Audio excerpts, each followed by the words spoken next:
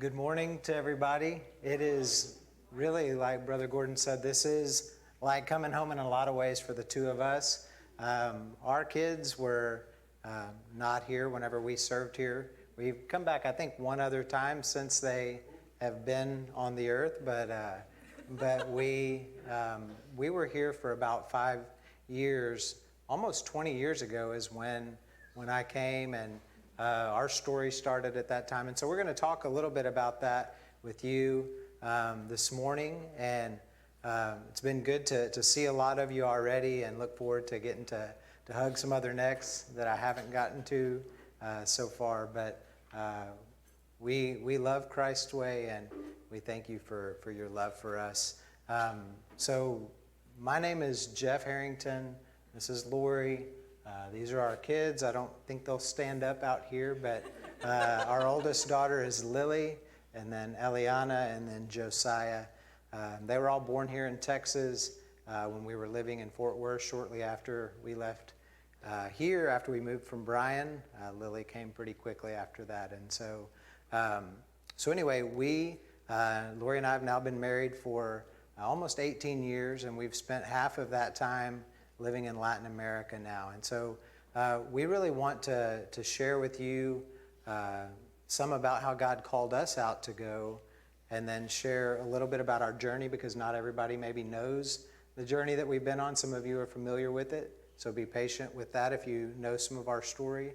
But we want to share that with you, and then we want to share about our work currently in Costa Rica, and we want to invite you to be a part of that. That's something that God can and is able to do in your lives. And so we want to share. But we're so thankful for you all, for prayers that you have lifted on our behalf, for giving to the cooperative program, for giving to Lottie Moon. Because of your doing that, we can do what we're doing, and the gospel is advancing.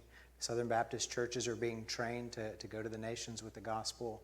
And so know that that's happening as you're giving and as you're praying. And so thank you from us and from all of our colleagues serving overseas. About 15 years ago, is this on? Can you hear me? About 15 years ago, we took our first international mission trip as a couple. Whenever we went from here at Christ's Way, we took our trip to Jalisco, Mexico. And this was, I don't know if any of you remember this, me and Jeff and Alina Curl. She was one of our college students here at Christ's Way. And we went out and went to just outside of Guadalajara, Mexico, and we served in the area where Deb Duncan is working. And we went on that trip, and that was the first time that Jeff and I had ever been in an area that had really very little access to the gospel. And we were working with people where we could have spent an entire week just meeting people day after day who they didn't have an opportunity to hear about how they could personally have a relationship with Jesus. And there were so many people who were just lost and did not know how to know Jesus personally. And that first year, that impacted Jeff's heart greatly. And we went back again the next year. And that next year it really impacted me greatly. And we met an IMB missionary that was serving there in that area, but he didn't even live right there. He lived about 3 hours away from the area that we were working in. And he was so burdened for that whole region, that whole area.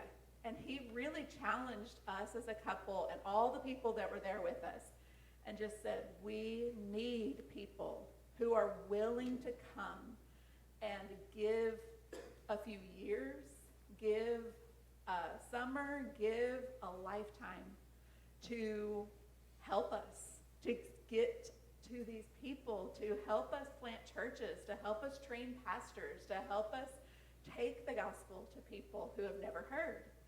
And it challenged us. It made us start thinking. It made us really consider the possibility of being part of what they were doing there. And And so we really began to consider that if God was calling us to be part of what they were doing. And that was whenever we started to really pray about this, and Jeff really felt like he needed to get serious about preparing. And that's when we decided to move to Fort Worth and for Jeff to enroll in seminary. Right after that, we found out we were pregnant with Lily. And then 2 years later, we had Eliana. And 2 years later, we had Josiah. And I won't, because we could spend hours talking about that whole process. But God took us through a process of confirming that call over and over again, and confirming that he had called our family to be about moving our family to this place to take the gospel to people that live in Latin America, and that he had called us with purpose to do this as a family, and that he loved our family, and that he was worth it. And yes, there were fears. Yes, there were hesitations to move as a family with young children to do this, but that he was worth it, and that he had purpose in it, and that he was good, and that he was trustworthy with all of this. And so we moved as a family, started out in Mexico. And so Jeff's going to pick up from there. And so 9 years ago, our children look like this and have changed quite a bit. We moved to the southern state of Chiapas, Mexico, which borders with Guatemala. And we began to learn language and to be mentored. And as we moved there, Mexico is a very strongly Catholic country, a lot of mixture of Catholic beliefs with animistic beliefs of the different indigenous groups. And so we lived up in a mountain town at about 7,000 feet, and we were surrounded by Mayan peoples, different Mayan groups and different communities around us. And it was a beautiful place with so many colors. The ladies wore these embroidered like shirts that they made in different colors, identified the communities that they were in.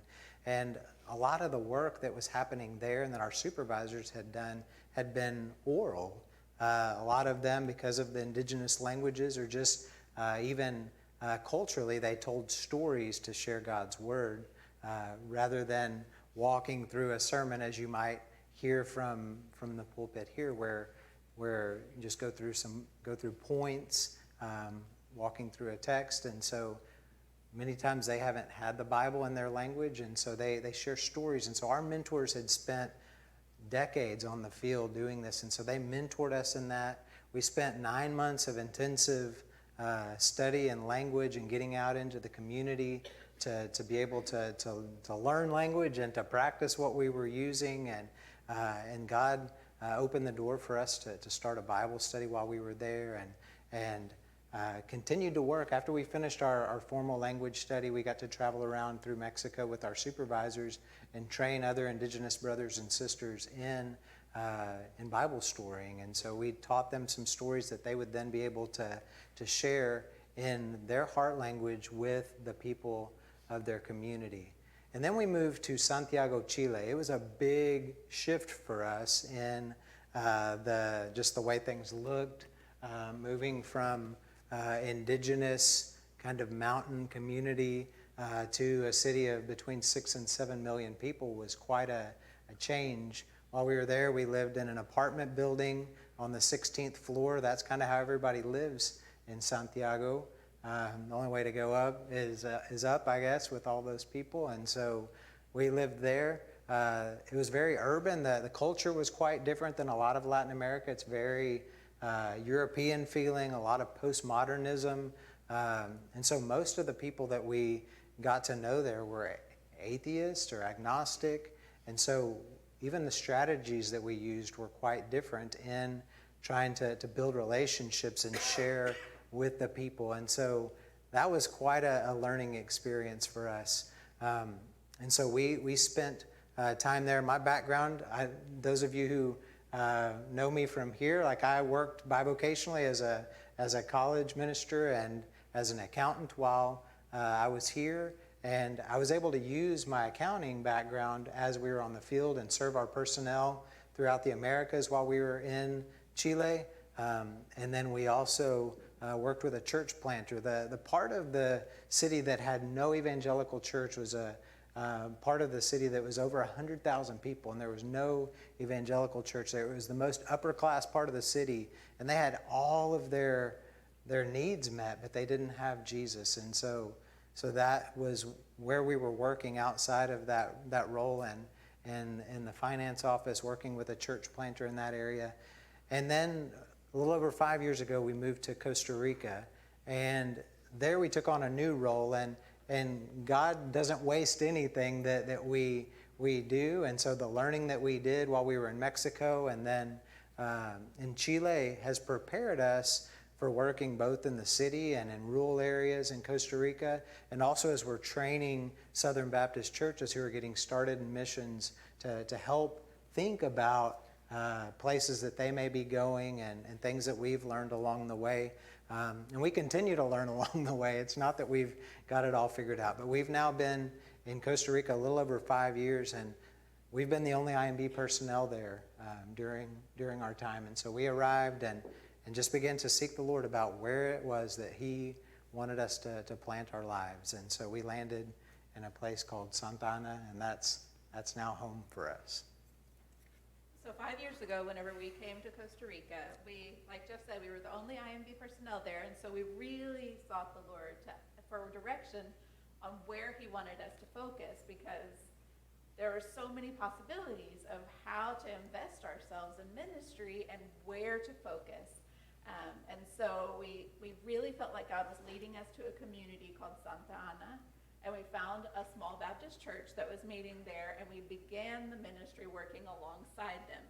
So here you can see an example of, this is the local Baptist church at the top is the one that we've started meeting with. This is an example of their worship center, their worship where they gather together to worship. And this is an example of very typical church building. And we started worshiping together, and God just blessed that community of believers, and God gave us family there, and we really saw what to be part of the family of Christ that became like just even closer than just having that family of blood, just having that family of Christ. During the pandemic, being able to, the country of Costa Rica was just shut down, where for almost 6 months, the kids and I didn't really even get to leave our house. And whenever Jeff got sick, at one point, he was very sick. They took care of every need that we had. It was just so wonderful to have that. And we've seen that church grow so faithfully. We have seen God bless. We've seen growth with college age. We've seen growth with singles. We've seen growth in young families. About 4 years ago, they decided they wanted to plant a new work. And we're planting a new work in a rural community about an hour away. And we've been able to utilize volunteer teams that have come alongside us. And so we've been working with them to do work, to do outreach, evangelism, Bible studies in homes, surveys, family outreach, children outreach. We have now 3 weekly Bible studies. We're not ready for that one yet. We have 3 weekly Bible studies that are meeting together, 2 for adults and 1 for teenagers, that are meeting, all being led by national partners. And this fall, they're starting to now, in their weekly Bible studies, meeting about what it means to be a church and what it means to be a church member. And we're praying that they will begin to think about and understand themselves as a church and identify themselves as a church and start coming together, not seeing themselves as just a weekly Bible study, but start to see themselves as a church and meet together as a church. God has also blessed us to have 2 other areas that we're meeting with, and using volunteer teams alongside as well. One is in a rural community called Orotina, and another in the city in San Jose, in the capital as well. And they also are beginning a new work of a new church plant as well. And so God is really blessing and growing the ministry that he's allowing us to be a part of. And we're seeing how volunteer U.S. teams with new SBC churches that are coming to work alongside of us, God is just partnering those efforts together. And we are really seeing the fruit from that, in that our Costa Rican brothers are rising up and carrying on that work, and we're seeing church growth, and we're seeing new churches starting to be planted in Costa Rica. Oh, sorry. The next slide now.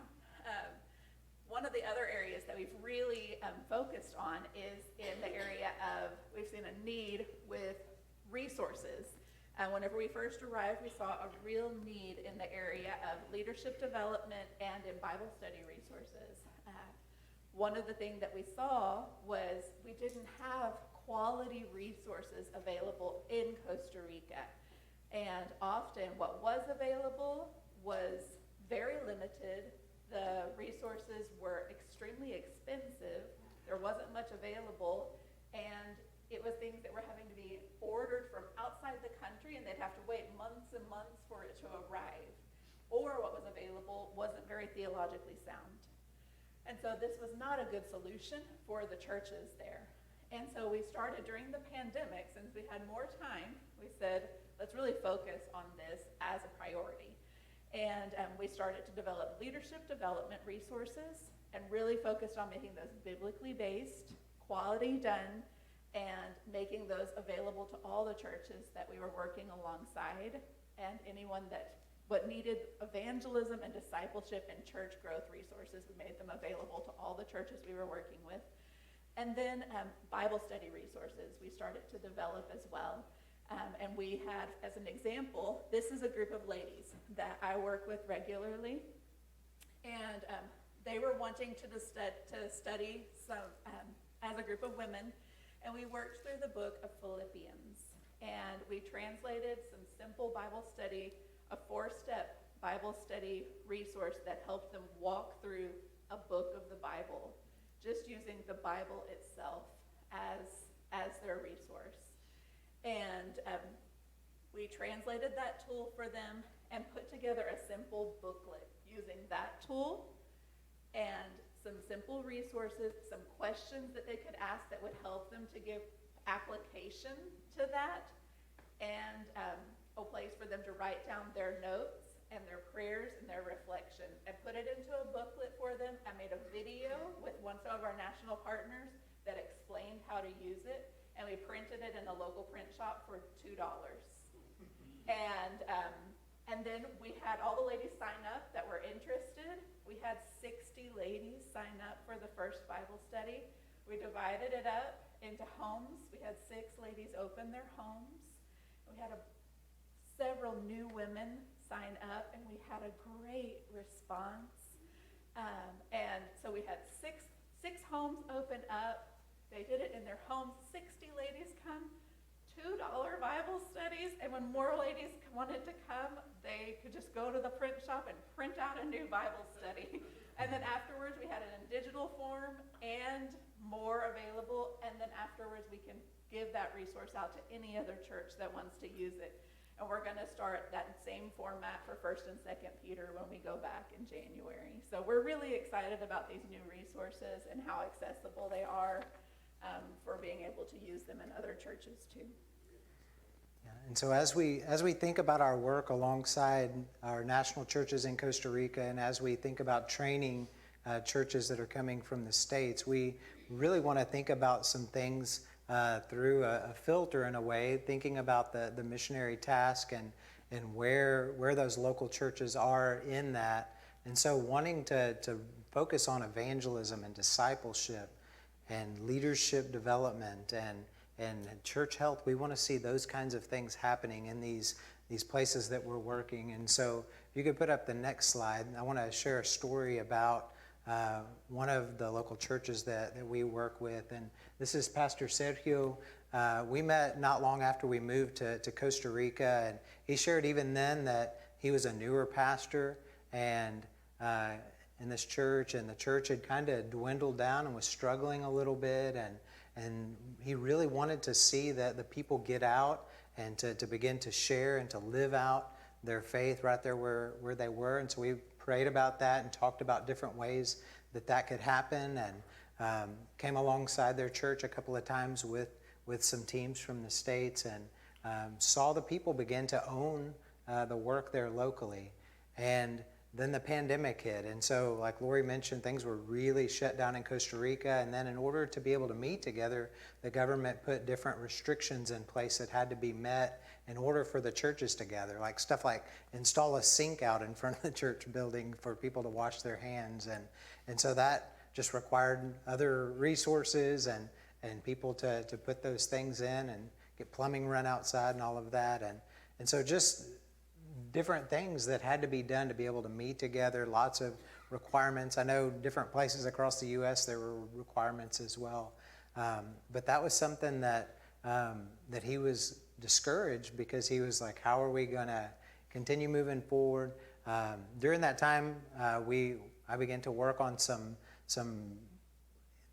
basically like a tool for doing like a diagnosis of where they were with church health, and that's something that we can use with any of the churches that we're working with, and helping them to look at different characteristics of a healthy church. And so created a tool that they could go through and answer some different questions about these different characteristics and see where they were falling, and they're just based on biblical characteristics of a healthy church. And so Sergio went through that, and we met together and talked about where they were, and looked at the areas that they were strongest and the areas that they needed the most growth still to improve. And he asked if he could involve some of the leadership in that, and so we did that as well. Involve some of the brothers and sisters in that to answer some questions and say like, hey, this is where we think we are as a church. And they really came back very similar in their responses.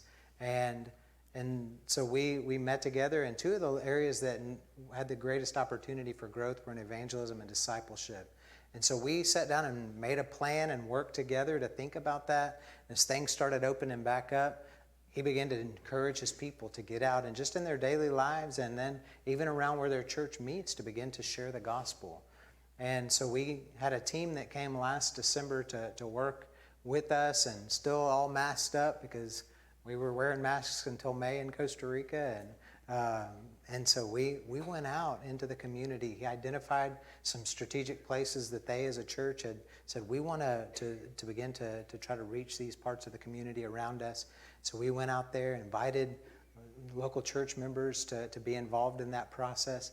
And the team that we had was actually only ended up being 3 people from the U.S. who came. One of the people got tested positive for COVID the night before they came, so it was just 3 people that came on that team. But God used that team of 3 people and then the local church coming together to ignite something in that local church. Just a few weeks ago, Pastor Sergio and I had a video call, and we were talking about how things were going. And we still regularly stay in communication, but he said that now, like every week, they've got 6 different areas that they're going out into as a local church around where they're meeting, and have shared the gospel with hundreds of people. And he said that to date they've had more than 200 people make decisions for Christ as they've been out sharing, and people are involved and are excited about it because God is changing lives. And so we talked about in Sunday school this morning, when God changes our lives, like we can't help but share that with somebody else. And so that's what they're seeing happen. And so this was an opportunity where thinking about church health and where they could focus, and then encouraging and walking alongside them in evangelism. We've seen some of those different areas that we want to focus on the national side take place, and then with the U.S. side as well. So I think I need to go on to this. Sorry, we're having a powwow up here. So we've talked some about the national side of our work and the things that we're doing there. And we've mentioned a number of times U.S. teams that come from Southern Baptist churches. We've had some communication with Christway even about coming, and then the pandemic hit, and that didn't happen. But I want to share just a brief video. That's the next slide, right, Glenn? Is that correct? So, how are we doing on time? Are we okay? Okay, keep going. So, Lori, you want to share a little bit about that? We'll do that and then come back to the. So you can go back to the verse. Okay. I was just going to share this super briefly. I just wanted to share very quickly that God has used, I don't know, whenever we were here, your new music was really important to me. And God has been so faithful to use that music and to use his word as an encouragement to me through music. And he has given me so many scripture memory songs through his word over the years. And during the pandemic, this has been one of the greatest types of encouragement that he has given me to remind my heart of his faithfulness to us. And most of those have been in Spanish, and he has given us songs to share with others and to use personally. But this is one that he gave me in English. And I just wanted to share it with you guys also. And it's a reminder to me that even in my weakest days, whenever my flesh and my heart feel so weak, and whenever I feel so discouraged, that he is the strength of my heart, and he is my portion forever, and that it is good to be near to him, and that he's my refuge, and that my job is to tell of his works forever. And so I just wanted to sing it because it's the song that he puts in my heart, and it's straight from his word, and it says, "Whom have I in heaven but you? And there is nothing on earth that I desire besides you. My flesh and my heart may fail, but God is the strength of my heart and my portion forever. For me it is good to be near God.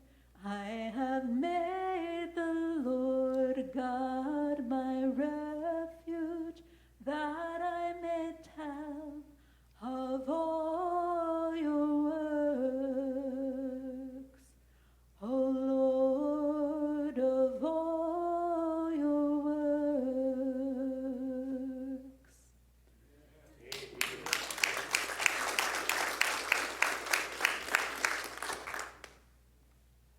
I can't do that. So, Glenn, would you share the video with us? This is just a real quick video that shares a little bit about what we do through the Ministry of America's Connect in Costa Rica, and it's something I want to share a little bit more with you about as well.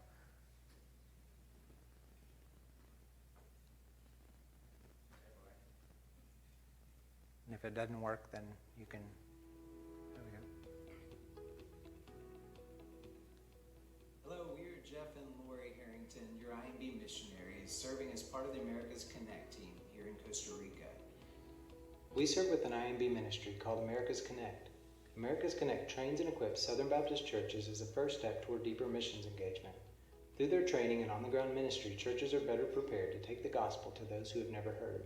After receiving training, we then help to connect those churches with unreached places throughout Latin America where they can go on to partner long term. Through America's Connect, we also work alongside national churches in the areas of evangelism, discipleship, leadership development, and church health. It is our desire to see both U.S. and Costa Rican churches equipped to go and take the gospel where it has never been heard.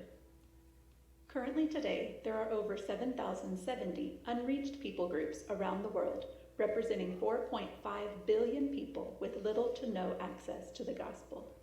Through America's Connect, we desire to provide a first step to help equip and connect U.S. and national churches to engage people in those unreached places.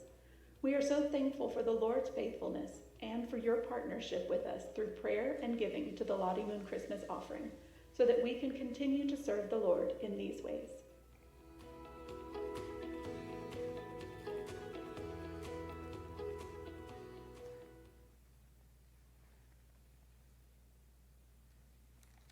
As we think about those billions of people who have yet to hear the gospel, I can't fathom the number billions of people, but literally like almost 150,000 people a day are dying without Christ. And that's unacceptable. It's something that has been given to us to make disciples of all nations. As the church, as God has given us this commission and this responsibility to proclaim the gospel, He has placed every one of us with purpose where we live. Every one of you who lives here in this place, in Bryan or College Station or wherever else around this area that you may live, God has placed you there on purpose. He's given you jobs, He's given you families, and He's given you opportunities to share Christ. And so that was something when we went to Mexico that first time, I saw lostness, and I saw the need to go. And I just said, Lord, what is it that you want for me to do? What do you want us to do? And we before we got married, we hadn't thought about this before. This wasn't something that was on our radar. Going on this short-term mission trip, Lori and I and Alina went to Outland, and we really saw God work, but we also saw that there were so many people who didn't have a clue who Jesus was or what He had done for them. And that was something that broke my heart.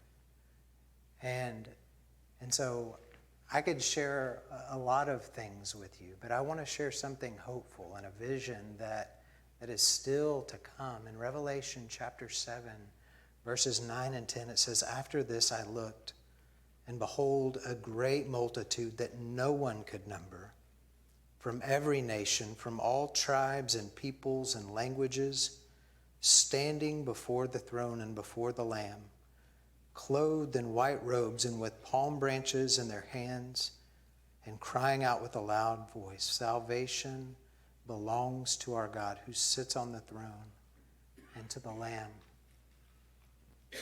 We will be part of that multitude one day. Every person who has trusted in Christ alone for salvation, we will stand there with peoples from every nation and from all tribes and peoples and languages,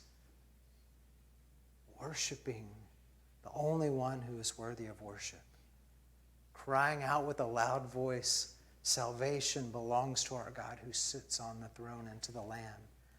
And so among those peoples and places where the name of Jesus is not yet known, there will be people around the throne on that day from these places. But who will go and take the gospel to them? How are they going to hear? If you look in Romans 10, I won't go through all of that right now, but how are they going to hear if they don't have somebody to share with them? God has made his who He is known in creation, His divine power and eternal nature known since the creation of the world and the things that have been made. And so every one of us is without excuse before God when it comes to recognizing that there's a Creator. but we also have a specific revelation that has been made known to us through his word that there is only one way to the Father, and that's through Jesus. And so as we work with U.S. churches, we want to see them equipped to take the gospel to their family members across the street and to the ends of the earth. And so through America's Connect, we are inviting people to come. We say America's Connect is a first step toward deeper missions engagement. On teams, we've had age ranges from 10 to 85. So I don't think anybody is outside of the range in being able to come. It's something that God is calling out people. And we've been so encouraged to see from across the U.S. churches, big and small, taking a first step in going. And so maybe you have prayed for missions. Maybe some of you have gone. Maybe you've given to missions. But we want to invite you to go as well.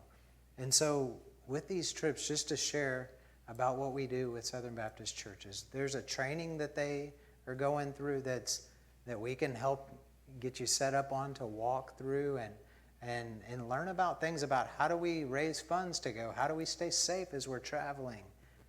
What is the basis for missions? What does it mean for us to be sent people? How do we cross cultures with the gospel? And then what are some strategies that we can put into place as we go and do that? And so this isn't done in like some kind of a lofty way. It's done in a way that is just easy to understand and to put into practice. And so we can walk through that with you, and it's done so that people walk through it individually and then meet together as a team to prepare. And then they come and they work alongside a local church. Some of these churches that we've been talking about, walk alongside that church and get out beside them in ministry. We have translators. Don't worry if you don't speak Spanish. That's available to help you as well. But we go out and we want to share Christ, and we want to help them to make connections in their communities to be able to follow up and continue that ministry. And then we do more training alongside that to help make it practical as we're going along. And then we are sharing with churches about how they can partner long-term in other places. But this is an opportunity, a first step toward deeper missions engagement. We've seen churches that have come make decisions to get more training. We've seen them go back to where they live in the States and really look at their community through different eyes. And look at their coworkers, look at their family members, look at others around them, and then have some ways that they can share with them because they've done it and put it into practice. And so we want to invite you and to challenge you to say, what is the part that I'm going to play in this? What is God saying to me? We haven't spent a lot of time in the Word this morning. We've shared stories about things that we have been a part of, and we wanted to give you an update and let you know what's going on the field, because I think that's important, and you all are standing behind us and holding the rope for us to be on the field, so we want to share with you about that. But in thinking about this opportunity, I told Brother Gordon that we could have a time this morning that if somebody just says like, hey, God's put on my heart this morning to try to get a team together from Christ's Way to go and to spend a week in Costa Rica working alongside the Herringtons. It's not about us. It's not about, I often say it's not even just about that week, but it's something that God used a week of us taking a step like that 15 years ago, and he transformed the course of our life going forward. Made us live differently when we came back, and then has continued us on a different trajectory than we thought we would be on. So